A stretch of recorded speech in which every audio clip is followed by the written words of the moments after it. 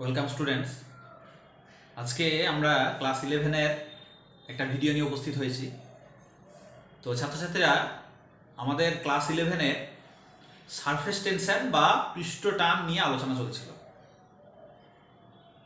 তো আমরা আজকে সেই পৃষ্ঠ টানেরই আর একটা গুরুত্বপূর্ণ দিক নিয়ে আলোচনা করব। তো ছাত্রছাত্রীরা, তোমরা প্রত্যেকেই দেখে থাকবে যে যখন আমরা স্নান টান করি বা জলে হাত পা ধুই, তারপরে সেই জলগুলোকে আমরা মোছার জন্যে দেখবে টাওয়াল বা গামছা ব্যবহার করি। তাহলে সেই জলের মধ্যে যখনই আমরা টাওয়াল বা গামছাগুলোকে ধরি, দেখা যায় সেই জলগুলোকে সহজেই সে কিন্তু অ্যাবজর্ব করে নেয়। তাছাড়াও দেখে থাকবে যে এই যে আমাদের ব্লটিং পেপার বা দেখবে যে সমস্ত আমরা টিস্যু পেপারগুলো ব্যবহার করি, তাছাড়া দেখবে স্পঞ্জ, সেগুলো যদি আমরা জলের সংস্পর্শে রাখি, দেখবে সঙ্গে সঙ্গে সেগুলো জলকে অ্যাবজর্ব করে নেয়, রাইট? এছাড়াও দেখবে যে আমরা যখন মাটি, হয়তো দেখা যায় দীর্ঘদিন বৃষ্টি হয়নি, তা সত্ত্বেও তুমি মাটি যদি একটু খুঁড়ো, তাহলে খুঁড়লে নিচে কিন্তু একটু ভেজা মাটি পাওয়া যায়। তাহলে সেখানে জলটা এলো কোথা থেকে? তাহলে এই যে বিষয়গুলো, এইগুলো ডিপেন্ড করে এই সারফেস টেনশনের জন্যই, এক বিশেষ ঘটনার জন্য, আমরা যেটাকে বলি ক্যাপিলারিটি বা কৈশিকতা, রাইট? তো আজকে আমরা সেই সারফেস টেনশনের সেই ক্যাপিলারিটি বা কৈশিকতা বিষয়টা কি এবং তার সঙ্গে রিলেটেড যে সমস্ত বিষয়গুলো, আমরা সেগুলো আলোচনা করে আজকের এই চ্যাপ্টার শেষ করব আমরা। তো প্রথমেই আমাদের এই যে ক্যাপিলারি বা এই যে ক্যাপিলারিটি, এই যে শব্দগুলো, এগুলো ধরে নেওয়া হয় যে একটা ল্যাটিন শব্দ ক্যাপিলাস থেকে এসেছে। ক্যাপিলাস, এই ক্যাপিলাস কথাটার অর্থ হলো আমাদের হেয়ার বা যেগুলোকে আমরা চুল বলে থাকি। তাহলে বলছে যে এই ক্যাপিলারিটি টিউব আসলে এক সরু ব্যাস বা ব্যাসার্ধ বিশিষ্ট সুষম প্রস্থচ্ছেদের একটা সরু নল। এই নলকেই বলা হয় ক্যাপিলারি টিউব বা কৈশিক নল। তাহলে ক্যাপিলারি শব্দটা থেকে বুঝতেই পারছো, এটা একটা ল্যাটিন শব্দ, ক্যাপিলাস থেকে এসছে। ক্যাপিলাস মানেই সরু, মানে সরু কেশ বা চুল, এগুলোকে আমরা ক্যাপিলাস, এই ল্যাটিন ভাষায় ক্যাপিলাস কথার অর্থ হলো এটাই। তাহলে এক্ষেত্রে বলছে যে কোনো একটা নল, কোনো একটা নলের যদি দেখা যায় এই ব্যাস বা ব্যাসার্ধগুলো খুবই ক্ষুদ্র হবে, যেগুলো প্রায় 10⁻⁻⁴ মিটার এইরকম অর্ডারের হয়, তার ব্যাস বা ব্যাসার্ধগুলো দেখা যাচ্ছে যে তার ব্যাসার্ধ হয়তো পয়েন্ট হয়তো 2 মিলিমিটার, 0.1 মিলিমিটার, 0.5 মিলিমিটার, এইরকম অর্ডারের, তাহলে সেই সমস্ত নলগুলোকে আমরা কৈশিক নল বলে থাকি। তাহলে আমাদের এই কৈশিক নল আমরা কেন পড়ছি? আমাদের নিশ্চয়ই এর প্র্যাকটিক্যাল কিছু ইমপ্লিমেন্টেশন বা আমরা অ্যাপ্লিকেশন আমরা এখানে দেখতে পাবো। তাহলে এক্ষেত্রে তুমি যখনই এই ধরনের কৈশিক নল বা ক্যাপিলারি টিউবকে বলছে কোনো লিকুইডের মধ্যে ডোবাবে, সেই লিকুইডটা হতে পারে জল, হতে পারে পারদ, হতে পারে অ্যালকোহল, হতে পারে গ্লিসারিন। তাহলে বলছে যে এই ক্যাপিলারি টিউব যখনই কোনো লিকুইডের মধ্যে ইমার্স করা হবে বা ডোবানো হবে, তখন বলছে যদি জলে ডোবাও, তাহলে জলের মধ্যে কি দেখা যাবে, যে এই ক্যাপিলারি টিউব বরাবর জলটা কিন্তু সোজা নল বেয়ে উপরে উঠে যাচ্ছে। দেখো, একটা জিনিস মাথায় রাখবে, এই ক্যাপিলারি টিউবের কিন্তু দুই দিকই খোলা, তা সত্ত্বেও জলটা কিন্তু এই নল বেয়ে উপরে উঠে যাচ্ছে। তাহলে জলটা কিভাবে উপরে উঠছে? কে চাপ দিচ্ছে এখানে? এখানে তো কেউ চাপ দিচ্ছে না, উভয় দিকই খোলা, তা সত্ত্বেও জল একদম ডোবানোর সঙ্গে সঙ্গে দেখবে জল উঠে যাচ্ছে এই নল বরাবর। এবং এই ওঠার যে ব্যাপারটা, এটা বলছে যে নলের ব্যাস বা ব্যাসার্ধ যত কম হবে, যত কৈশিক নলটা সরু হবে, তত বলছে যে এর যে হাইট, এই হাইটটা তত বেশি হবে। যদি একটু মোটা হয় কৈশিক নলের ব্যাস বা ব্যাসার্ধ যদি একটু বেশি হয়, তাহলে দেখবে এই জলের ওঠার হাইটটা একটু কম হচ্ছে। তার মানে এক্ষেত্রে দেখা যাচ্ছে যে জল বা তরল কতটা উঠবে, এটা ডিপেন্ড করছে তার ব্যাস বা ব্যাসার্ধের উপর। এবং আরো একটা জিনিস মনে রাখতে হবে, যে এই জল যখন নল বেয়ে উপরে ওঠে, তখন দেখা যায় যে এই জলের উপরিতলটা কেমন দেখতে হয়, এরকম অবতল, অর্থাৎ এই ধরনের দেখতে হয়। তোমরা অনেকেই দেখবে আমাদের বিভিন্ন নলে যখন আমরা বা কোনো বিকারে যখন জল রাখা হয়, তখন দেখবে যে জলের তলটা এরকম অবতল হয়। এবং আমরা যে কোনো রিডিং সবসময় এই অবতল পার্টটাতে নেওয়ার চেষ্টা করব। ঠিক আছে, একইভাবে তুমি যদি এই কৈশিক নলকে এবার পারদে ডোবাও, তাহলে পারদের মধ্যে নিমজ্জিত করলে যদি মার্কারির মধ্যে ইমার্জ করা হয় তাহলে কি দেখা যাবে? সেক্ষেত্রে আবার দেখা যাবে যে এই পারদ এই নল বেয়ে উপরে উঠছে না, সে আবার নল বেয়ে নিচে নেমে যাচ্ছে। অর্থাৎ পারদের যে প্রকৃত তল, সেই প্রকৃত তল থেকে দেখা যায় এই কৈশিক নলের মধ্যে পারদ নিচে নেমে যাচ্ছে। এবং এই নিচে নামাটা যত সরু হবে কৈশিক নল, যত কৈশিক নলের ব্যাস বা ব্যাসার্ধ কম হবে, তত এই নেমে যাওয়া বা এই অবনমনটা তত বেশি হবে। কৈশিক নলের ব্যাস বা ব্যাসার্ধ একটু বেশি হলে দেখা যাবে যে এই নেমে যাওয়া বা অবনমনটা একটু কম হচ্ছে। সে একই রকম এটার ক্ষেত্রে যেমন বেড়ে যাচ্ছিল, এটার ক্ষেত্রে তেমনি আবার কমে যাচ্ছে। এটার ক্ষেত্রে যেটা উঠছিল অর্থাৎ আরোহণ করছিল, এটার ক্ষেত্রে সেটা অবরোহণ হচ্ছে। বলছে যে কোনো কৈশিক নলকে যখনই কোনো তরলে নিমজ্জিত করা হয়, তখন কৈশিক নল বরাবর তরলের এই যে ওঠা নামার ঘটনা, এই যে আরোহণ বা অবরোহণের ঘটনা, আমরা এই ঘটনাটাকে বলবো ক্যাপিলারিটি বা যাকে বলা হচ্ছে কৈশিকতা। এবার তোমাকে কোন তরল উঠবে এবং কোন তরল নামবে এটা জানতে গেলে আমাদের আরো একটা বিষয় শিখতে হবে, সেটা হলো অ্যাঙ্গেল অফ কন্ট্যাক্ট বা যাকে বলি স্পর্শকোণ। সেটা আমরা একটু পরে আসছি। তাহলে এবার আমরা একটু ব্যাখ্যাগুলো দেখে নিই, যেটা তোমাদের প্রথমেই বলেছিলাম যে আমরা যখনই স্নান করি বা দেখা যায় আমাদের ভেজা হাত পা মোছার জন্য আমরা টাওয়াল বা গামছা ব্যবহার করি, তাহলে আসলে সেই যে গামছা বা টাওয়ালগুলো, সেগুলোর মধ্যে কি দেখা যায়? সেগুলোর মধ্যে দেখা যায় যে এই সুতোর মধ্যে দিয়ে সরু সরু এরকম ছিদ্র থাকে। এই যে ছিদ্রগুলো, লম্বা লম্বা ছিদ্রগুলো, এগুলো আসলে এই ক্যাপিলারি টিউবের মতো আচরণ করে। তাহলে যখনই তুমি এই তরল বা জলের মধ্যে জলের সংস্পর্শে এটাকে ধরবে, তাহলে সঙ্গে সঙ্গে এই জল বা তরলগুলো দেখা যাবে যে এই নল বরাবর উপরের দিকে উঠে যায়, ফলে জলটা শুষে নিচ্ছে, অ্যাবজর্ব করে নিচ্ছে। তাহলে এবার নিশ্চয়ই পরিষ্কার হয়ে গেছে যে এরকম গামছা বা আমরা টাওয়ালগুলো কেন তাহলে হাত পা মোছার জন্য ব্যবহার করে থাকি। বা একই ঘটনা যদি বলি, একটা স্পঞ্জ বা ব্লটিং পেপার বা টিস্যু পেপার যদি আমরা এরকম তরলের সংস্পর্শে নিই, দেখবে আজকাল আমরা রেস্টুরেন্টে খেতে গেলে টিস্যু পেপার দেওয়া হয়, আমরা এই হাতগুলোকে খাওয়ার পরে যে জল বা দেখা যাচ্ছে সেগুলো মোছার জন্য আমরা সেই টিস্যু পেপার ব্যবহার করি। তাহলে সেগুলোর মধ্যেও কি একই ধরনের এই সরু সরু ছিদ্র থাকে? এই ছিদ্রগুলো আসলে এই ক্যাপিলারি টিউবের মতো আচরণ করে, এবং এই ক্যাপিলারি টিউবের যে ধর্ম অর্থাৎ ক্যাপিলারিটি, সেই ক্যাপিলারিটি ধর্মের জন্য দেখা যায় এই তরলগুলো সঙ্গে সঙ্গে নল বেয়ে উঠে যাচ্ছে এবং সেগুলো অ্যাবজর্ব করে নিচ্ছে। রাইট? একই ঘটনা তুমি দেখতে পাবে যে মাটির মধ্যে যদি আমরা একটু দেখা যাচ্ছে দীর্ঘদিন বৃষ্টি হয়নি, তা সত্ত্বেও দেখা যাবে মাটিকে তুমি যদি একটু খোঁড়ো, তাহলে দেখা যাবে এখানে ভেজা মাটি দেখা যায়। কেন? তাহলে মাটির মধ্যে কিন্তু এরকম সরু সরু সরু সরু দেখা যাচ্ছে ছিদ্র, লম্বা লম্বা ছিদ্র একেবারে নিচ পর্যন্ত প্রসারিত, তার মানে রন্ধ্রযুক্ত ছিদ্রযুক্ত মাটি, একেবারে কিন্তু একেবারে পাথরের মতো শক্ত নয়। তাহলে এই রন্ধ্র বরাবর নিচে তো আমাদের জল রয়েছে, ভূগর্ভস্থ জল, তাহলে এই জলগুলো লিকুইডগুলো কিন্তু কিছুটা এই নল বরাবর চুইয়ে চুইয়ে উপরের দিকে উঠে এসে থাকে, যে কারণে মাটি একটু খুঁড়লেই ভেতরের দিকে কিন্তু আমরা ভেজা মাটি পাই, এবং এই ভেজা ভেজা ভাবটা দীর্ঘদিন থেকে যাবে। কারণ এই যে কৈশিক নল অর্থাৎ মাটির মধ্যে থাকা সরু ছিদ্রগুলো, এগুলো কৈশিক নলের মতো আচরণ করে, এবং তার যে কৈশিকতা বা ক্যাপিলারিটি ধর্ম, সেই ক্যাপিলারিটি ধর্মের জন্য ভূগর্ভস্থ জল চুইয়ে চুইয়ে কিন্তু উপরের দিকে উঠে আসতে পারে। তাহলে আমরা নিশ্চয়ই ব্যাখ্যাগুলো পেয়ে গেলাম যে ক্যাপিলারিটি তার যে আমাদের প্রয়োগ বা কোথায় আমরা এগুলোকে অ্যাপ্লিকেশন করে থাকি বা এগুলো কোথায় আমরা দেখতে পাই, সেগুলো আমরা শিখে গেলাম। রাইট? নেক্সট আমরা যেটা দেখবো, তাহলে এই কিছু তরল রয়েছে যারা কৈশিক নল বরাবর উপরে ওঠে, আবার কিছু তরল যারা নিচের দিকে নেমে যায়। কারা উপরে উঠবে কারা নিচে নামবে এটা জানতে গেলে আমাদের শিখতে হবে অ্যাঙ্গেল অফ কন্ট্যাক্ট বা যাকে আমরা বলি স্পর্শকোণ। এই অ্যাঙ্গেল অফ কন্ট্যাক্ট বা স্পর্শকোণ বিষয়টা কি, নাম থেকেই বোঝা যাচ্ছে যে স্পর্শ মানেই স্পর্শ করে থাকা একটা কোণ। তাহলে এই স্পর্শকোণ আমরা কাকে বলবো? সাপোজ ধরো আমাদের কোনো একটা নল, কোনো একটা কৈশিক নলকে কোনো তরলে তুমি নিমজ্জিত করেছো, রাইট? তাহলে সেই নল বরাবর হয় তরল উঠবে কিংবা তরল নামবে। তাহলে আমরা যদি এই তরল এবং এই যে কঠিন পাত্র অর্থাৎ নলের যে কঠিন অংশটা রয়েছে, সেই তরল এবং কঠিনের সংস্পর্শে আমরা যদি যে কোনো স্পর্শ বিন্দুতে এই তরল তল বরাবর আমরা একটা ট্যানজেন্ট বা একটা স্পর্শক অঙ্কন করি, সাপোজ ধরো আমার এখানে কৈশিক নলটা জলে ডোবানো হয়েছে, তাহলে এই নল বরাবর জল উপরের দিকে উঠে যাবে এবং জল তলটা এরকম অবতল হবে দেখতে।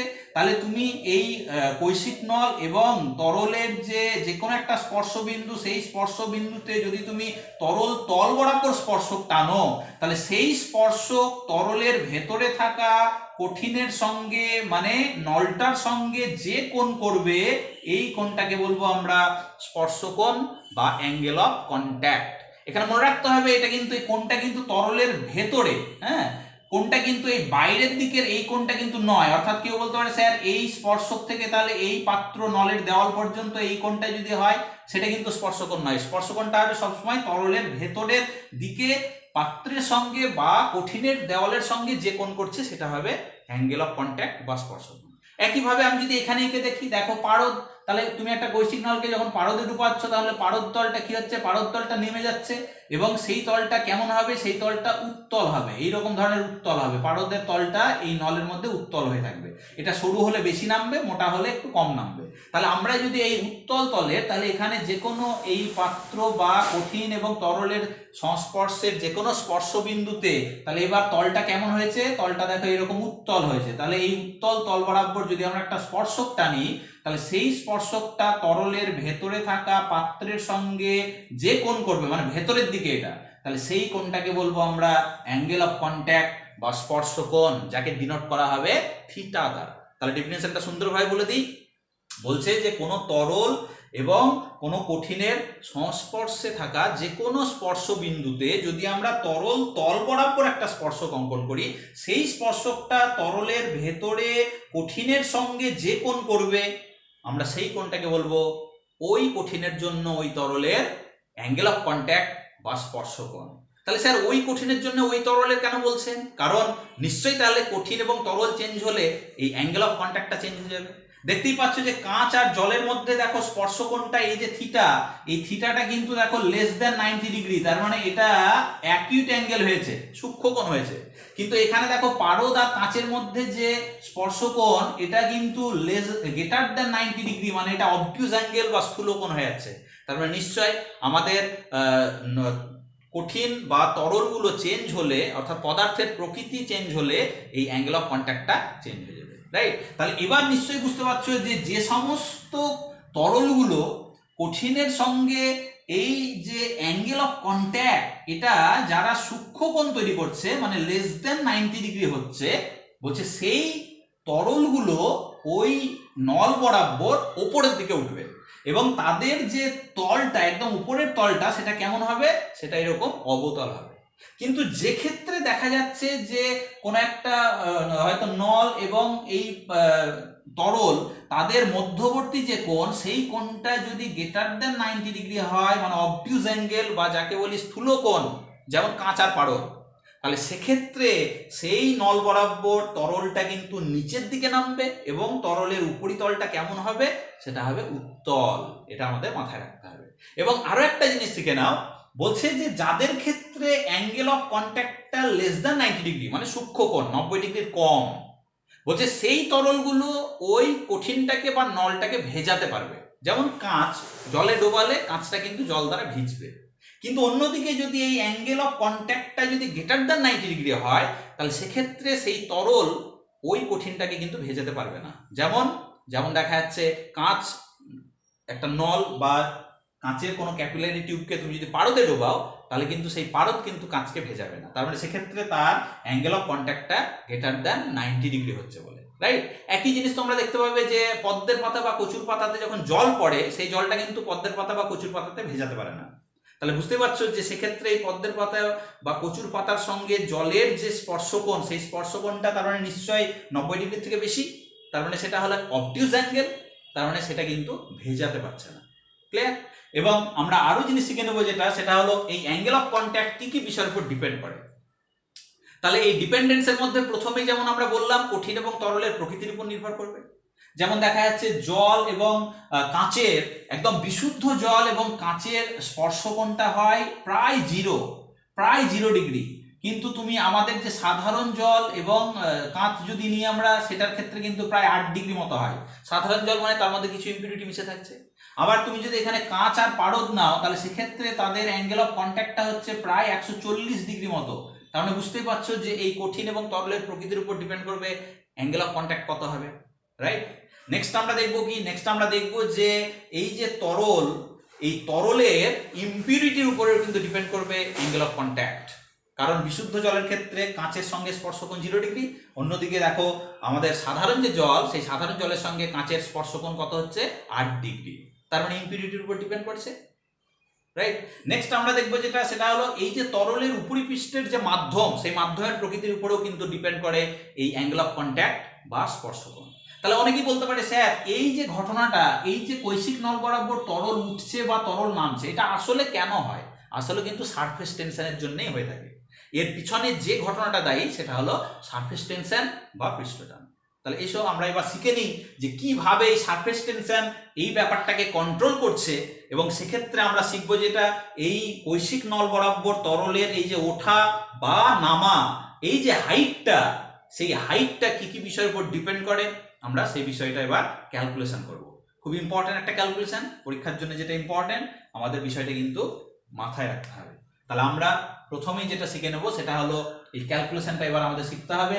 আমরা শিখলাম তাহলে ক্যাপিলারিটি এবং ক্যাপিলারি টিউব, সেই সঙ্গে আমরা শিখলাম অ্যাঙ্গেল অফ কন্ট্যাক্ট, এবং সেই সঙ্গে আমরা এবার শিখবো যেটা, সেটা হলো এই ক্যাপিলারিটি থেকে আমরা হিসাব করব যে কোনো একটা নল বরাবর তরল কতটা উঠছে বা তরল কতটা নামছে। তো সাপোজ ধরো ছাত্রছাত্রীরা, আমাদের ক্যাপিলারি টিউব মানে কিন্তু সরু ব্যাস বা সরু প্রস্থচ্ছেদের ক্ষেত্রফল যুক্ত একটা নল, রাইট? কিন্তু আমরা সেই সরু করে যদি ছবিতে আঁকি তাহলে আমাদের বুঝতে অসুবিধা হবে, যে কারণে এখানে দেখো ক্যাপিলারি টিউবটাকে আমরা একটু মোটা করেই আঁকলাম। এটা কিন্তু একটা ক্যাপিলারি টিউব, তার মানে তার অ্যাকচুয়াল ব্যাস বা ব্যাসার্ধ কিন্তু কম, কিন্তু ছবিতে তুমি যদি আঁকতে যাও সেই সরু করে তাহলে কিছুই বুঝতে পারবে না, ছবিটা ঘিঞ্জি হয়ে যাবে, যে কারণে আমরা মোটা করে এঁকেছি। আমরা ধরে নিচ্ছি এটা একটা ক্যাপিলারি টিউব, কিসের? কাঁচেরই তৈরি। তুমি সেটাকে একটা জলপূর্ণ পাত্রের মধ্যে সাপোজ ধরো ডুবিয়েছো, তাহলে ডোবানোর সঙ্গে সঙ্গে কি হবে?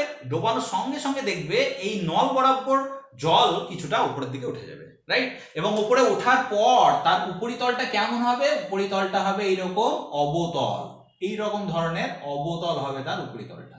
ক্লিয়ার? আমরা সবসময় রিডিং নেব একেবারে অবতল পৃষ্ঠের যে শীর্ষবিন্দু, সেই বিন্দুটাকে সবসময় রিডিং নিতে হবে। তাহলে আমরা ধরে নিলাম যে সেই বিন্দুটার উচ্চতা একেবারে তরলের উপরিপৃষ্ঠ থেকে সেই বিন্দুর উচ্চতা কত? h, right? তাহলে এক্ষেত্রে আমরা যে তরলটা নিয়েছি সেই তরলের হয়তো আমরা ধরে নিলাম যে ঘনত্ব, সেই তরলের ঘনত্বটা কত? ঘনত্বটা হলো রো, তরলের ঘনত্ব ধরে নিচ্ছি আমরা রো, এবং এক্ষেত্রে তরল এবং এই তরলের মধ্যে যে পৃষ্ঠটান বা সারফেস টেনশন সেটা কাজ করছে টি, এবং আমরা আরো ধরে নিলাম যে এই নলের যে ব্যাসার্ধ, সেই ব্যাসার্ধটা হলো আর, তার মানে নলের ব্যাসার্ধ আমরা ধরে নিয়েছি কত? স্মল আর। এই সমস্ত প্যারামিটার গুলো আমাদের একটু ধরে নিতে হবে, এবং এই কৈশিক নল বরাবর তরল যে হাইট উঠলো সেই হাইটটা ধরে নিলাম আমরা এইচ। ক্লিয়ার? তাহলে এই প্যারামিটার গুলো আমাদের একটু ধরে নিতে হবে, কারণ এগুলো আমাদের কাজে লাগবে।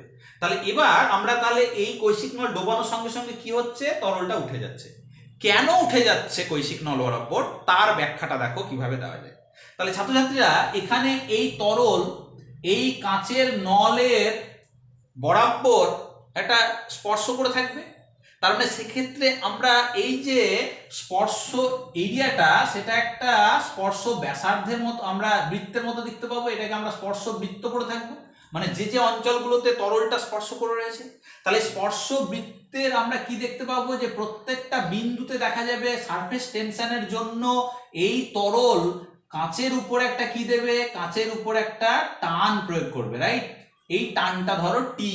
তাহলে আমরা এই বিন্দুর কথা যদি বলি, তাহলে এই বিন্দুতে তরলের মানে একদম স্পর্শ তল বরাবর এই স্পর্শ বিন্দুতে তরলের অভিমুখে একটা টান দিচ্ছে কাঁচের উপর বা পাত্রের উপর, কে? তরল পৃষ্ঠ টানের জন্য একটা টান দিচ্ছে। তাহলে কাঁচও ঠিক তাই, কাঁচও এই টানের সমান এবং বিপরীতমুখী একটা প্রতিক্রিয়া বল দেবে, আমরা নিউটন থার্ড ল অনুযায়ী জানি। তাহলে কাঁচ কি করবে? এই তরল বা জলের উপরে ঠিক বিপরীত দিকে একটা টান, দেখো এই দিকে বরাবর একটা টান দিচ্ছে টি। ক্লিয়ার? তাহলে এখানে স্পর্শ বিন্দু আমাদের এরকম কতগুলো পাবো, অজস্র পাবো। কারণ সেক্ষেত্রে এই স্পর্শ বিন্দুগুলো একটা স্পর্শ বৃত্ত তৈরি করছে। তাহলে এক্ষেত্রে যদি তরল ঢুকে থাকে তাহলে তরল আমাদের এই কাঁচের নল বরাবর চারিদিকেই রয়েছে, তার মানে একটা স্পর্শ বৃত্ত বরাবর রয়েছে। তাহলে স্পর্শ বৃত্তের প্রত্যেকটা বিন্দুতে আমরা দেখতে পাবো যে এই রকম ধরনের টান কাজ করছে। আমি ঠিক বিপরীত একটা বিন্দু, আর একটা বিন্দু দেখো এখানে নিয়েছি, এই বিন্দুতেও ঠিক টানটা দেখো নিচের দিকে কাজ করছে, এবং এটা কে, এটা তরল দিচ্ছে কাঁচের উপরে, এবং কাঁচও তরলের উপরে একটা টান দেবে দেখো ওপরের দিকে, রাইট। এটাই হলো আসলে পৃষ্ঠ টানের সমান এবং বিপরীতমুখী একটা টান, যেটাকে আমরা টি দ্বারা ডিনোট করব, কারণ এটা পৃষ্ঠ টানের সমান এবং বিপরীতমুখী। তাহলে এবার এই তরল এবং কাঁচের মধ্যে যদি স্পর্শকোণ, স্পর্শকোণ মানে কোনটা, এই স্পর্শক বরাবর তরলের ভেতরে যে কোণ করছে এইটা, তাহলে এই কোণটাকে আমরা থিটা বলবো। একইভাবে তুমি এই কোণটাকেও থিটা বলতে পারো, কারণ একই দুই দিকে আমরা সিমেট্রিক দুটো পয়েন্ট নিয়েছি। তাহলে এই অ্যাঙ্গেলটা যদি থিটা হয় তাহলে দেখো এই অ্যাঙ্গেলটা থিটা হবে, কারণ এটা বিপ্রতীপ কোণ, রাইট। তাহলে এবার এই টিকে আমরা থিটা ডিরেকশনে একটা উপাংশ ভাঙবো, যেটা হবে দেখো এই দিক বরাবর উপরের দিকে দেখো টি কস থিটা, এটা হলো থিটা ডিরেকশনের উপাংশ। একইভাবে এর ঠিক লম্ব ডিরেকশনে উপাংশ একটা পাবো এই দিক বরাবর, যেটা হলো টি সাইন থিটা।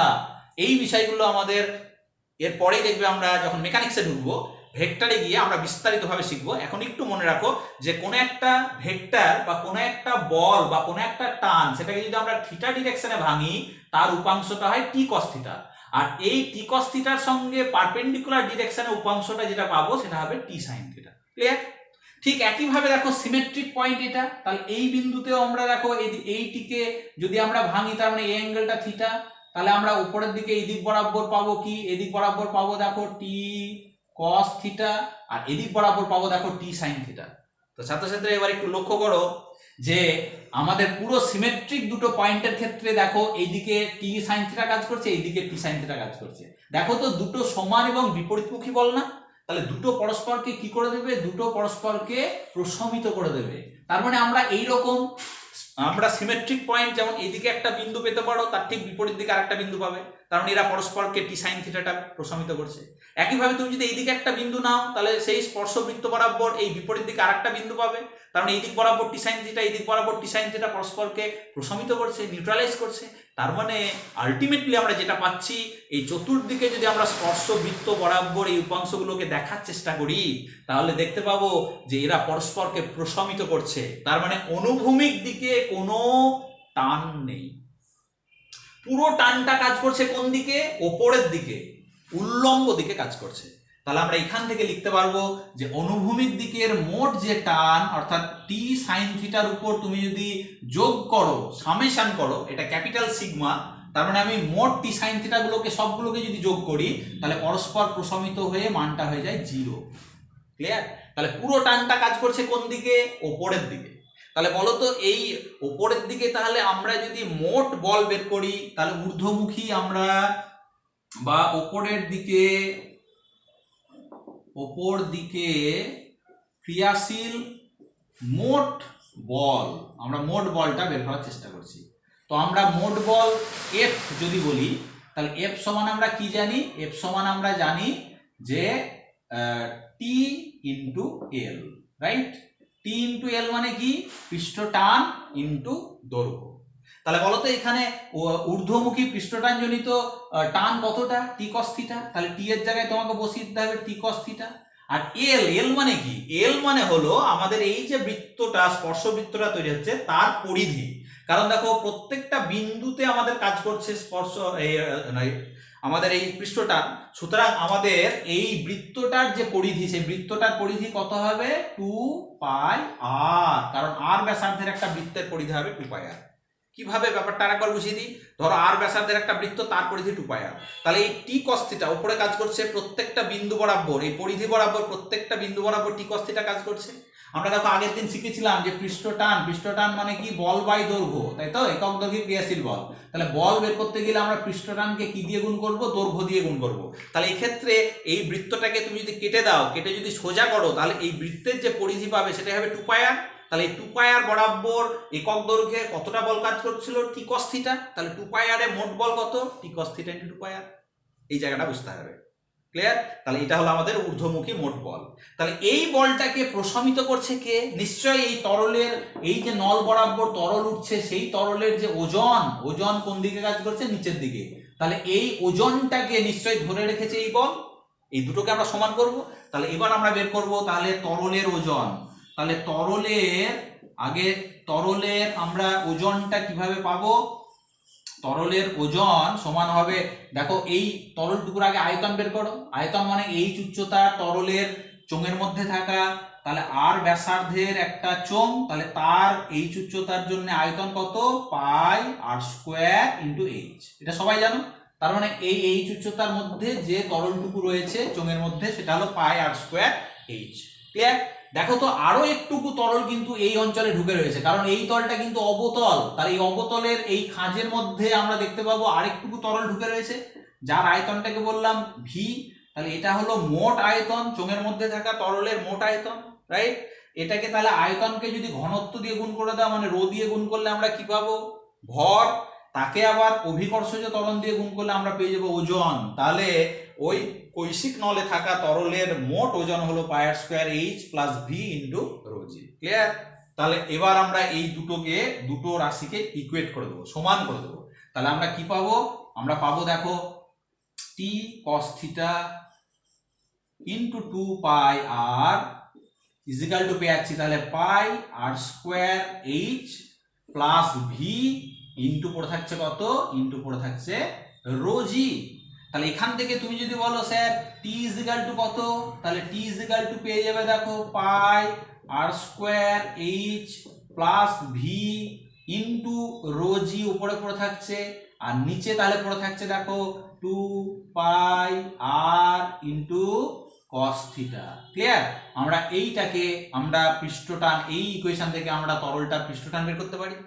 এখানে কি করা হচ্ছে? এখানে দেখো এই যে ভি আয়তনের তরল, মানে এই যে অবতল অংশে ঢুকে রয়েছে এই তরলের আয়তনটা খুবই কম। তাহলে আমরা এই তরলটাকে যদি প্রায় উপেক্ষা করি, মানে তরলের আয়তনটা শূন্য ধরে নিই, তাহলে তুমি এখান থেকে টি সমান কত পাবে? তাহলে ভিটাকে 0 করলে দেখো পাবে pi r square h into rho g by নিচে পড়ে থাকছে দেখো 2 পাই আর ইন্টু কত? Cos theta.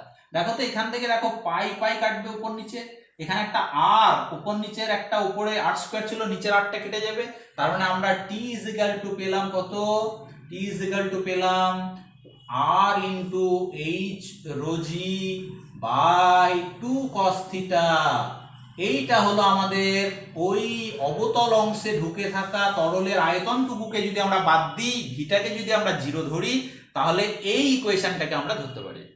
আসলে এই অঞ্চলে ঢুকে থাকায় সামান্য একটু তরল ঢুকে থাকে, ওটুকুকে আমরা প্রায় উপেক্ষা করতে পারি। তাহলে উপেক্ষা করলে আমরা যে ইকুয়েশনটা পাবো সেটা হলো এই ইকুয়েশন। ক্লিয়ার? এখান থেকে তুমি যদি বলো স্যার আমি এইচ সমান বের করব, দেখো তো এইচ সমান বের করলে কি করে পাবে? তাহলে আর আর গুণ করে দাও। তাহলে তোমার বাম পক্ষে পড়ে থাকছে আর এইচ রো জি ইজিক্যাল টু ডান পক্ষে পড়ে থাকবে কত? 2 টি ইন্টু কস থিটা। তাহলে আমরা এক লাইন যদি লিখি, তাহলে এখানে দেখো আর এইচ রো জি ইজিক্যাল টু এই দিকটা আর আর গুণ, তার মানে 2 টি ইন্টু কত? ইন্টু হচ্ছে কস থিটা, রাইট? এখান থেকে তাহলে এইচ সমান কত? এইচ সমান হবে দেখো 2 টি কস থিটা বাই পড়ে থাকছে কত? আর রো জি। বলো তো ছাত্রছাত্রীরা টিটা কি? টিটা হলো তরলের, মানে আমরা জল ধরে নিচ্ছি, জলের পৃষ্ঠটান। থিটাটা কি? থিটাটা হলো অ্যাঙ্গেল অফ কন্ট্যাক্ট, কার কার মধ্যে? কাঁচ আর জলের মধ্যে। নিচে আরটা কি? আরটা হলো আমাদের এই কৈশিক নলের ব্যাসার্ধ। রোটা কি? রোটা হলো এই তরল বা জলের ঘনত্ব। জিটা কি? জিটা হলো অভিকর্ষজ ত্বরণ। ভালো করে লক্ষ্য করো, তাহলে আমাদের এইচ আর আর বাদে, এই এইচ আর আর বাদে বাকি সবগুলোই কিন্তু ধ্রুবক, কারণ জলের জন্য কোনো নির্দিষ্ট উষ্ণতায় পৃষ্ঠটান একই থাকে, তরলের ঘনত্ব জলের ঘনত্ব একই থাকবে, অভিকর্ষজ ত্বরণ এক থাকবে। তাহলে এখান থেকে আমরা কি পাচ্ছি? তুমি যদি এইচ আর আর গুণ করো, তার মানে এইচ ইন্টু আর ইজিক্যাল টু কি? ইজিক্যাল টু হচ্ছে কনস্ট্যান্ট বা ধ্রুবক। তার মানে তুমি এখান থেকে কি লিখতে পারবে? এইচ ভ্যারিজ অ্যাজ 1/r লেখা যাবে, 1/r লেখা যাবে। আমরা এই H R equal to constant বা এইচ ভ্যারিজ অ্যাজ 1/r এগুলোকে আমরা জুরিনস ল নামে চিনব। জুরিনস ল খুব ইম্পর্টেন্ট একটা সূত্র, যেটা বিজ্ঞানী জুরিনের দেওয়া, যার নাম থেকে আমরা এগুলোকে বলি জুরিনস ল। তাহলে সেই জুরিনস লটাও কিন্তু আমরা এখান থেকে দেখো ধাপে ধাপে গিয়ে প্রমাণ করে ফেললাম। তাহলে জুরিনস লটা কি? জুরিনস ল এর বিবৃতিটা কি? বলছে যে কোনো কৈশিক নল বরাবর তরলের আরোহণ বা অবরোহণ ওই কৈশিক নলের ব্যাসার্ধের ব্যস্তানুপাতিক। মানে নলের ব্যাসার্ধ যত কম হবে, নলটা যত সরু হবে, তত নল বেয়ে তরল বেশি হাইট উঠবে। আবার নলটা যত মোটা হবে, তত নল বেয়ে তরল কম হাইট উঠবে। তার মানে ব্যাসার্ধ কমলে উচ্চতা বা আরোহণ বা অবরোহণ দুটোই কি হবে? বাড়বে। আর ব্যাসার্ধ যদি বাড়ে, নলটা যদি মোটা হয়, তাহলে এই আরোহণ বা অবরোহণটা কমবে। খুব ইম্পর্টেন্ট একটা সূত্র, জুরিনস ল লিখতে দেয়। জুরিনস লর স্টেটমেন্ট তার গাণিতিক রূপ হিসাবে লিখতে পারো HR = কনস্ট্যান্ট। যেমন বয়েটস ল পেয়েছিলাম PV = কনস্ট্যান্ট, এখানে হবে HR = কনস্ট্যান্ট। এইচটা কি? এইচটা হলো কৈশিক নল বরাবর তরল কতটা উঠছে বা নামছে, দুটোই হতে পারে, আরোহণ বা অবরোহণ। আর আরটা কি? আরটা হলো কৈশিক নলের ব্যাসার্ধ। HR = কনস্ট্যান্ট, এটাও গাণিতিক রূপ হিসাবে লিখতে পারি, বা H ভ্যারিজ অ্যাজ 1/r, এটাও জুরিনস লর গাণিতিক রূপ হিসাবে লিখতে পারি। রাইট? ইম্পর্টেন্ট একটা সূত্র মনে রাখতে হবে, এই ক্যালকুলেশনটা করতে দেয় এবং সেখান থেকে জুরিনস লর বিবৃতি, স্টেটমেন্ট ইত্যাদি ইত্যাদি, এবং আমরা এই T = এই সমীকরণটা আমাদের প্রতিষ্ঠা করতে দেয়। ক্লিয়ার? নেক্সট আমরা ছাত্রছাত্রী এবার যে জায়গাটা দেখব সেটা হলো আমাদের এখান থেকে দেখো জলের জন্য আমরা কিন্তু তাহলে আগেই বলেছি যে বিশুদ্ধ জলের ক্ষেত্রে তাহলে অ্যাঙ্গেল অফ কন্ট্যাক্ট বা স্পর্শকোণটা কত হয়? 0, রাইট? তাহলে বিশুদ্ধ জলের জন্য যদি থিটার মান 0 হয়, তাহলে এই ইকুয়েশনের ক্ষেত্রে দেখো তুমি থিটা = যদি 0 বসাও, তাহলে cos থিটার মান কত হবে? cos থিটার মান মানে cos 0 এর মান হয়ে যাবে 1। তাহলে এখান থেকে দেখো তুমি ইকুয়েশনটা পাচ্ছ T = হাফ অফ কত? RH rho into G। আমরা এই ইকুয়েশন থেকে আবার দেখো জলের জন্য আমরা পৃষ্ঠটানটা হিসাব করতে পারি, প্র্যাকটিক্যাল করতে হয় আমাদের।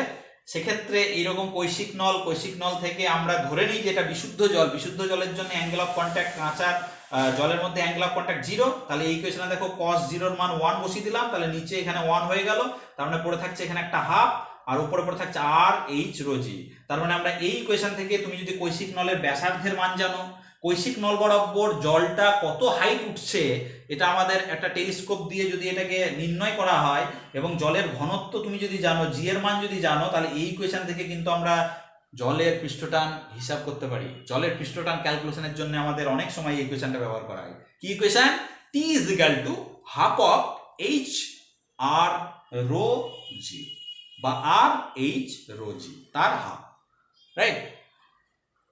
নেক্সট আমরা যেটা দেখব, তাহলে এখানে দেখো আমরা এই অঞ্চলে যে তরলটা ঢুকে থাকছে তার আয়তনটাকে কিন্তু আমরা উপেক্ষা করেছি।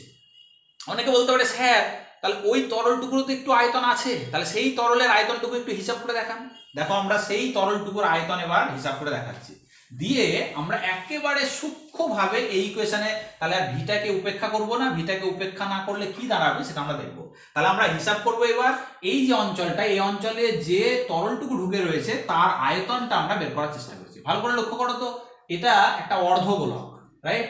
তাহলে এই অর্ধগোলকের ক্ষেত্রে দেখো আমরা এই অঞ্চলটুকুকে অর্ধগোলক, তাহলে অর্ধগোলকটা বাদ দিলে এই অঞ্চলে তরলটা ঢুকে রয়েছে, তাহলে আমরা এইটুকুকে যদি ধরে নিই যে এইটুকু একটা চোঙ, তাহলে এই চোঙের আয়তনটা কত হবে? গোটা চোঙটুকুর আয়তন হবে দেখো তার ভূমির ক্ষেত্রফল πr² ইনটু এইটুকুর উচ্চতা দেখো আবার r। কেন r? কারণ এটা একটা অর্ধগোলক, তার মানে উচ্চতা হিসাবে তুমি আবার একটা ব্যাসার্ধ বসাও। তাহলে এটা হলো এই গোটা এই অঞ্চল থেকে একেবারে এই মাথা পর্যন্ত এইটুকুর মোট আয়তনটা হলো πr² ইনটু r, মাইনাস এখান থেকে তাহলে এই গোলকটুকু, অর্ধগোলকটুকু তো ফাঁকা, তাহলে এই অর্ধগোলকের আয়তনটা বাদ দিয়ে দাও। আমরা জানি গোলকের আয়তন কত? 4/3 πr³, আর ব্যাসার্ধের একটা গোলকের আয়তন 4/3 πr³। তাহলে অর্ধগোলক মানে হাফ, একটা তার অর্ধেক করে নাও। ক্লিয়ার? আমাদের এটাই হলো ওই অঞ্চলে থাকা তরলের আয়তন। তাহলে তুমি এখান থেকে দেখো r³ পেয়ে যাচ্ছ, তার মানে r³ যদি পেয়ে যাও তাহলে এখান থেকে তুমি কি পেয়ে যাচ্ছ? এখান থেকে দেখো এটা যদি বিয়োগ করা হয় তাহলে এখান থেকে নিচে পড়ে থাকছে 6, তাহলে এখানে ভগ্নাংশের বিয়োগ করলে আমাদের 6 - 4/6 × πr³ পড়ে থাকছে। তার মানে এটা দেখো হয়ে যাবে উপরে একটা 2/6 মানে 1/3 1/3 πr³। তাহলে ভি এর আমরা মানটা পেয়ে গেলাম। খুব সূক্ষ্ম ক্যালকুলেশনের জন্য তোমাকে যদি বলে ওই অঞ্চলেও তো একটু হলেও তরল আছে, জল আছে, তাহলে সেইটুকুর আয়তন তুমি এখানে উপেক্ষা করলে সেইটুকুর অ্যাকচুয়াল আয়তনটা বসাও, তার মানে সেই আয়তনটা হচ্ছে 1/3 πr³। তাহলে তুমি এই ইকুয়েশনের ক্ষেত্রে ভি এর জায়গায় মানটা বসিয়ে দিতে পারো। তাহলে একেবারে সূক্ষ্মভাবে যদি বলো, তাহলে আমরা সূক্ষ্মভাবে টি এর মান হিসাব করতে গেলে আমরা ওই ভি এর মানটা যদি বসাই, তাহলে টি ইজ ইকুয়াল টু পেয়ে যাচ্ছি কত, এখানে πr² থাকলো প্লাস 1/3 πr³ বসিয়ে দাও ভি এর জায়গাতে, ইনটু বাইরে পড়ে আছে দেখো রো জি বাই নিচে পড়ে থাকছে দেখো 2πr ইনটু কত cos θ। তাহলে অ্যাকচুয়াল যদি ভি এর মান বসিয়ে তুমি সারফেস টেনশনটা হিসাব করো, তাহলে এই ইকুয়েশনটা পাবে πr² ইনটু এইচ, আর এই প্লাস ভি এর জায়গাতে এবার আর জিরো বসালে না, এবার তুমি কত হিসাব করলে 1/3 πr³ 1/3 πr³ বসিয়ে দাও, আর রোজি গুণ আছে আর নিচে 2πr ইনটু cos θ। ক্লিয়ার? তাহলে আমাদের টোটাল ক্যাপিলারিটি সম্পর্কে আমাদের শেখা হলো। নেক্সট আমরা আরেকটা বিষয় বলে আজকে শেষ করব, সেটা হলো এক্সেস প্রেসার, বা যাকে বলি আমরা অতিরিক্ত চাপ। তাহলে এই এক্সেস প্রেসার বা অতিরিক্ত চাপ এবং তার একটা হিসাব আমাদের রয়েছে, যেটা শিখলেই আমাদের total surface tension and viscosity একদম কমপ্লিট হয়ে যাবে, রাইট? তাহলে আমরা এবার শিখবো যেটা, সেটা হলো এক্সেস প্রেসার বা যাকে বলি অতিরিক্ত চাপ। তাহলে আমরা আজকে এই পর্যন্ত যেটুকু পড়লাম এটা কিন্তু বেশি ইম্পর্টেন্ট। হ্যাঁ, এই এক্সেস প্রেসার বা অতিরিক্ত চাপ অতটা ইম্পর্টেন্ট নয়, অঙ্ক করার ক্ষেত্রে কিছু হয়তো কাজে লাগে, কিন্তু এই পর্যন্ত যেটা পড়লাম সেটা কিন্তু খুব ইম্পর্টেন্ট। অর্থাৎ ক্যাপিলারিটি, সেখান থেকে আমরা শিখলাম angle of contact, angle of কন্ট্যাক্টের মান কিভাবে ডিপেন্ড করছে কিসের উপর, তার মান বাড়া কমা করলে কখন তরল উঠবে কখন তরল নামবে। সেখান থেকে আমরা শিখলাম ক্যাপিলারি টিউব বরাবর তরলের আরোহণের যে উচ্চতা হাইট, তার যে রাশিমালা, এবং সেখান থেকে আমরা তারপরে যেটা শিখলাম জুরিনস ল। এই পর্যন্ত কিন্তু খুব ইম্পর্টেন্ট। আমরা এবার যেটা শিখবো সেটা অতটা ইম্পর্টেন্ট নয়। তাহলে এক্সেস প্রেসার বিষয়টা কি? এক্সেস প্রেসার, সাপোজ ধরো কোনো একটা পাত্রে হয়তো দেখা যাচ্ছে তোমার তরল আছে, তাহলে এই তলটা যদি একেবারে সমতল হয়, তরলের তলটা যদি সমতল হয়, তাহলে এই তল বরাবর এক্সেস প্রেসার থাকে না। কেন? কারণ চারিদিকে দেখো তরল টানছে, তরলের তল বরাবর চারিদিকে টান থাকছে, তার ফলে কি হচ্ছে, তার ফলে কোনো লব্ধি টান থাকছে না, লব্ধি টানটা জিরো হয়ে যাচ্ছে যদি সারফেসটা সমতল হয়। কিন্তু এবার যদি দেখা যায় যে কোনো একটা সারফেস দেখা যাচ্ছে যে একটা টেস্ট টিউব বা একটা ক্যাপিলারি টিউব, সেদিক বরাবর তরল বা জল দেখা যাচ্ছে এইরকম একটা অবতল তল তৈরি করে বসে আছে। তাহলে এক্ষেত্রে এই অবতল তল তৈরি হওয়া মানে আমরা কি দেখতে পাবো? তাহলে অবতল তল তৈরি হওয়া মানে আমরা এখনই শিখলাম যে তাহলে পৃষ্ঠটানজনিত কাঁচ তরলের উপরে যে টানটা দিচ্ছে সেটা উপরের দিকে, এদিক বরাবরও দেখো একটা টান দিচ্ছে উপরের দিকে। তাহলে বলতো লব্ধি টানটা কোন দিকে কাজ করছে? লব্ধি টানটা কাজ করছে আমরা দেখতে পাচ্ছি এই অবতল তলের দিকে। একইভাবে তোমার যদি দেখা যায় যে নল বরাবর কি হচ্ছে, নল বরাবর তরলটা কি হচ্ছে, নল বরাবর তরলটা নামছে, তাহলে নামলে তরলের উপরি পৃষ্ঠটা এরকম উত্তল হবে। তাহলে উত্তল হওয়া মানে আমরা কি দেখতে পাবো, এই পৃষ্ঠটানজনিত টানের জন্য কাঁচ এই তরল বরাবর এই দিক বরাবর একটা টান দেবে, একইভাবে এই তল বরাবর মানে চতুর্দিকে তল বরাবর একটা টান দিচ্ছে, তার ফলে এদের যে লব্ধি টান, সেই লব্ধি টানটা কাজ করছে কোন দিকে? নিচের দিকে। ক্লিয়ার? তাহলে কোন একটা তরল উঠতে উঠতে যখন এইরকম কোন একটা ইকুইলিব্রিয়াম কন্ডিশনে থাকে, তাহলে আমরা কি দেখতে পাবো? আমরা দেখতে পাবো তার সারফেস টানজনিত যে বল, সারফেস টানের জন্য যে মোট বল, সেই মোট বলটা তাহলে এই তরল পৃষ্ঠের ক্ষেত্রে যে এক্সেসিভ প্রেসার, সেই এক্সেস প্রেসারের জন্য যে বল, সেই দুটো বল যখন ইকুয়াল হয়ে যায়, সমান হয়ে যায়, তখন আমরা দেখতে পাই সেটা একটা ইকুইলিব্রিয়াম তৈরি করে, আর উপরের দিকে উঠছে না বা নিচের দিকেও নামছে না, বা এই তলের বক্রতাটা আর বাড়ছেও না বা কমছেও না। ক্লিয়ার? আমরা তাহলে দেখবো যে সাপোজ ধরো কোনো একটা জলের ফোঁটা, বৃষ্টির ফোঁটা, তাহলে সেই বৃষ্টির ফোঁটা আকারে কেমন হবে? এরকম গোল হবে। সাপোজ ধরো তার প্রাথমিক ব্যাসার্ধ ছিল আর, এইটুকু ডট ডট লাইন দিয়ে যেটা দেখানো হয়েছে, এটা হলো আগেকার বৃষ্টির ফোঁটার ব্যাসার্ধ ছিল। ব্যাসার্ধটা কত ছিল? আর ছিল। তাহলে এই ক্ষেত্রে দেখো বাইরের দিক বরাবর একটা এক্সেস প্রেসার কাজ করছে, কত সেটা? সেটা হলো P capital P plus small P, P plus small P, right? তাহলে এই এক্সেস প্রেসারটা কাজ করছে কোন দিকে? কেন্দ্র থেকে বাইরের দিকে। আচ্ছা, আবার দেখো এই তরলের পৃষ্ঠটানের ধর্ম কি? তাকে সংকুচিত করে রাখতে চাইছে, পৃষ্ঠতলের ক্ষেত্রফলটাকে কমাতে চাইছে। তাহলে তার এই পৃষ্ঠটানের জন্য আবার একটা বল কাজ করছে কোন দিকে? ভেতরের দিকে। তাহলে দুটো বল যদি সমান হয়ে যায় তাহলে কিন্তু এই তরলের ফোঁটা বা বাবুলের যে আয়তন সেটার বাড়াকমা করবে না। কিন্তু কি হয়, এক্ষেত্রে দেখা যায় যে আমাদের এই এক্সেস প্রেসারটা একটু বেশি, কারণ এক্ষেত্রে বাইরের দিকে দেখো আমাদের বায়ুমণ্ডলের চাপ ক্যাপিটাল পি, আর ভেতর থেকে বাইরের দিকে চাপ কাজ করছে ক্যাপিটাল পি তো আছেই, সেই সঙ্গে সঙ্গে একটা স্মল পি আছে। তাহলে নিশ্চয়ই ভেতর থেকে বাইরের দিকে, কেন্দ্র থেকে বাইরের দিকের প্রেসারটা বেশি। কতটা বেশি? স্মল পি পরিমাণ বেশি। এই স্মল পিটাকেই বলবো আমরা এক্সেস প্রেসার। তাহলে এবার আমরা দেখবো যে এই এক্সেস প্রেসারটা কিভাবে হিসাব করতে হয়, সেই এক্সেস প্রেসারের যে রাশিমালা, সেই রাশিমালাটা আমরা কিভাবে নির্ণয় করব। তাহলে আমরা শিখে নেব এবার এক্সেস প্রেসার। এই এক্সেস প্রেসার যাকে আমরা স্মল পি দ্বারা ডিনোট করব। দেখো ছাত্রছাত্রীরা, তাহলে গোলকটার প্রাথমিক ব্যাসার্ধ কত ছিল? স্মল আর, রাইট? তাহলে বলো তো ওর প্রাথমিক ক্ষেত্রফল কত ছিল? প্রাথমিক ক্ষেত্রফল ছিল দেখো 4 pi into capital R square, কারণ ক্যাপিটাল আর ছিল ওর প্রাথমিক ব্যাসার্ধ, স্মল আর নয়, ক্যাপিটাল আর। আচ্ছা, এবার এক্সেস প্রেসারের জন্য তার ব্যাসার্ধ আরো কতটা বাড়লো? সাপোজ ধরো ডেল্টা আর বাড়লো, তাহলে তার নতুন যে ক্ষেত্রফল, সেই নতুন ক্ষেত্রফলটা কত হবে? 4 পাই, ব্যাসার্ধ বেড়ে হয়ে গেছে আর প্লাস কত?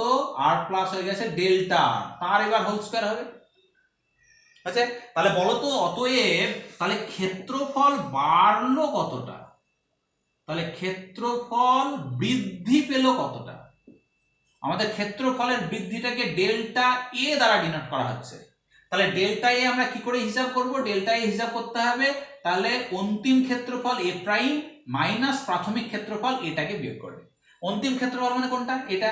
তাহলে এটাকে যদি আমরা স্কয়ারের সূত্রটা ভাঙি, তাহলে দেখো এটা হচ্ছে 4 pi r square plus 4 pi into 2 আর ইনটু ডেল্টা আর, রাইট? প্লাস পড়ে থাকছে দেখো 4 পাই ইনটু ডেল্টা আর এর হোল স্কয়ার, আর মাইনাস এখানে একটা পড়ে থাকছে দেখো 4 পাই আর স্কয়ার। কি করলাম আমরা? a প্লাস b এর হোল স্কয়ারের সূত্র ভাঙলাম। তাহলে এটা কি হবে? a square plus 2ab plus b square, মানে r square plus 2r into delta r plus delta r square, আর তার আগে একটা 4 পাই আছে, এই 4 পাই দিয়ে আমরা গুণ করে দিয়েছি। তাহলে তিনটে পদ পেলাম, মাইনাস এটার জন্য দেখো 4 pi into r square, 4 pi into r square. দেখো এই 4 পাই r স্কয়ার, 4 পাই r স্কয়ার কেটে গেল, রাইট?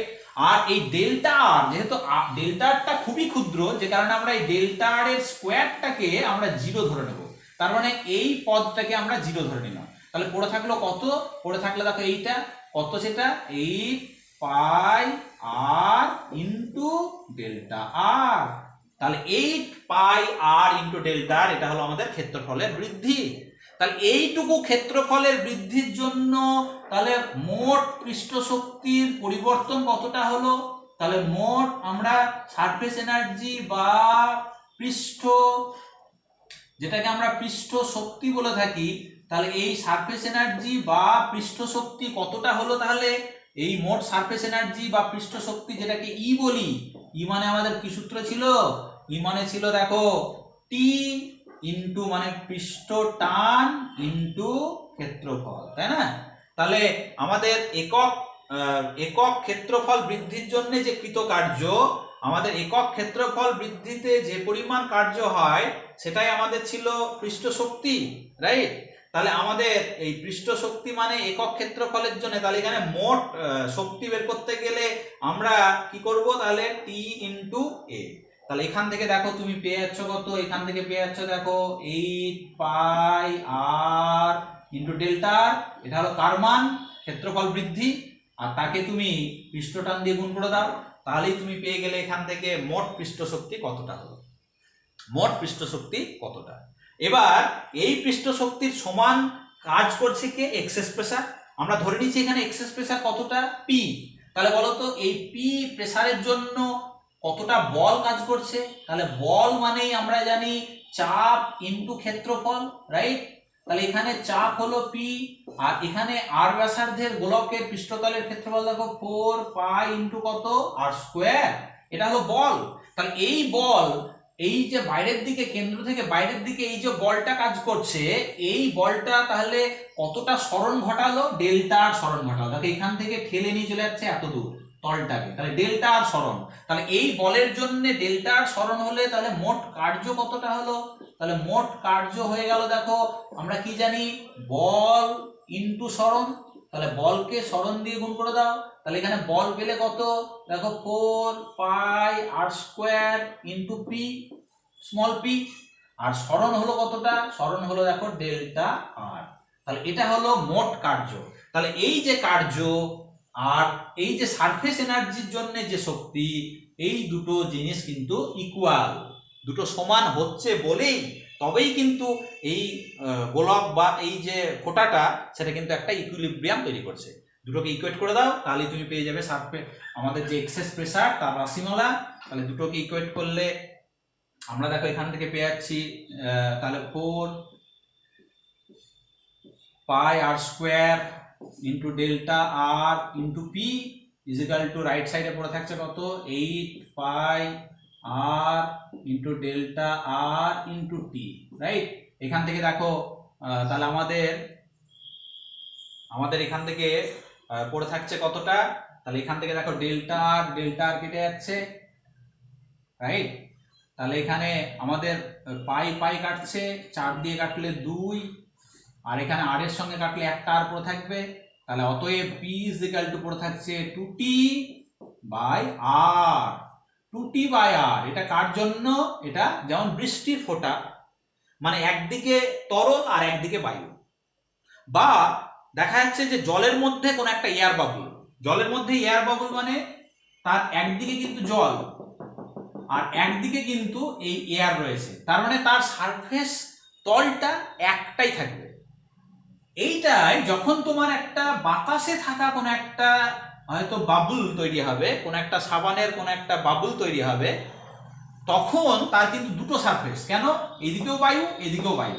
তাহলে সেটার ক্ষেত্রে এই প্রেসারটা পি ইজ ইকুয়াল টু, তখন কিন্তু এখানে একটা 2 দিয়ে গুণ হয়ে যাবে, 2 ইনটু 2t বাই আর। তার মানে এটা হয়ে যাবে কত, এটা তখন হয়ে যাবে 4t বাই আর।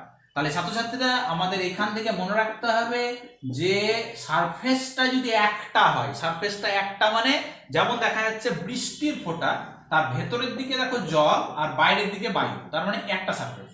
বা একটা জলের মধ্যে থাকা একটা এয়ার বাবুল, দেখো বাইরের দিকে জল কিন্তু ভেতরের দিকে বাতাস, তার মানে তার একটা সারফেস। এইগুলোর ক্ষেত্রে excess pressure P is equal to 2t by r।